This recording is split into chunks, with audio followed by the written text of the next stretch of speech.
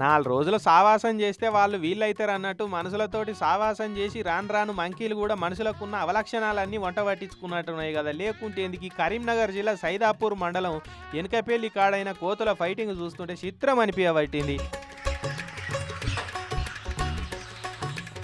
ఎనకపల్లి కాడ ఆల్రెడీ ఉన్న లోకల్ కోతుల బ్యాచ్కు వేరే ఊరు నుంచి వచ్చిన కోతుల బ్యాచ్ ఎదురైందట. అంటే ఇక మాయిష్మతి కోసం కాలకేయులు మాయిష్మతి సైనికులు ఫైటింగ్ చేసుకున్నట్టు పంతలు వలగొట్టుకున్నాయి ఇట్లా.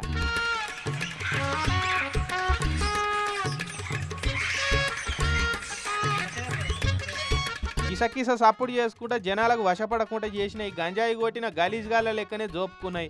ఇక ఆ కోతులను అదిలిస్తే మనల్నీడ మడత పెడతాయో అని మందేవాళ్ళు వాటి జోలికి పోయే సాహసం చేయలే. ఇక గంట సేపు గ్లాడియేటర్ల లెక్క యుద్ధం చేసుకున్నాయి. అమెరికాలకు అక్రమంగా వలస వస్తే ట్రంప్ ఎలా కొట్టినట్టు మంకీలు కూడా ఊర్లోకి వచ్చిన నాన్ లోకల్ కోతుల పట్ల ట్రంప్ కాక పాలసీని అమలు చేస్తున్నాయి. చూడు రీ ఎట్లున్నాయో.